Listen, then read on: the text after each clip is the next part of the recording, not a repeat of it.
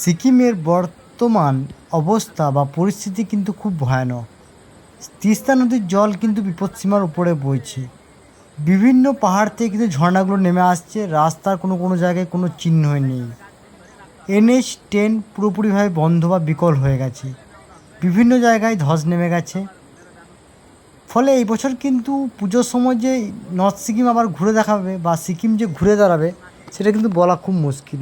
এই কয়দিনের বৃষ্টিতে কিন্তু সিকিমের রাস্তাঘাট কিন্তু খুব অবস্থা খারাপ।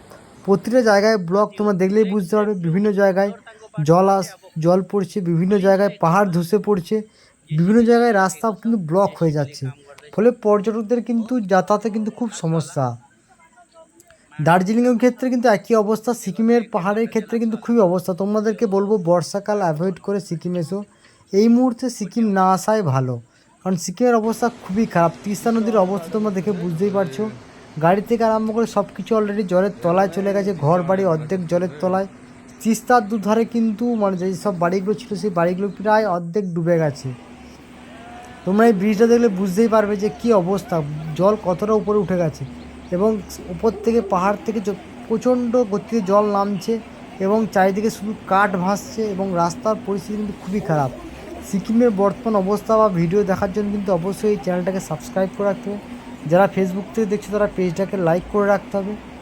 আর ভিডিওগুলো তোমাদের কেমন হয়েছে তোমরা দেখে বুঝতে পারছো। তিস্তার অবস্থা তোমরা দেখো, তিস্তার অবস্থা কিন্তু সব থেকে খারাপ এবং তিস্তার জলের কালারটা তোমরা দেখো পুরো ঘোলাটে হয়ে গেছে। যেটা সবসময় পরিষ্কার থাকে সেটা হালকা সবুজ ভাব থাকে, সেই জলটা কিন্তু পুরোটাই ঘোলাটে। এই ব্রিজটা তোমরা আশা করি বুঝতে পারছো যে কোন ব্রিজে আমরা দাঁড়িয়ে রয়েছি এখন তিস্তার। আশা করি তোমরা যারা এই ব্রিজটা এসে তোমরা ভালো করে চেনো এই ব্রিজটা। আর কারা কারা নতুন আসবে সিকিমে তারা প্লিজ কমেন্ট করে জানিও।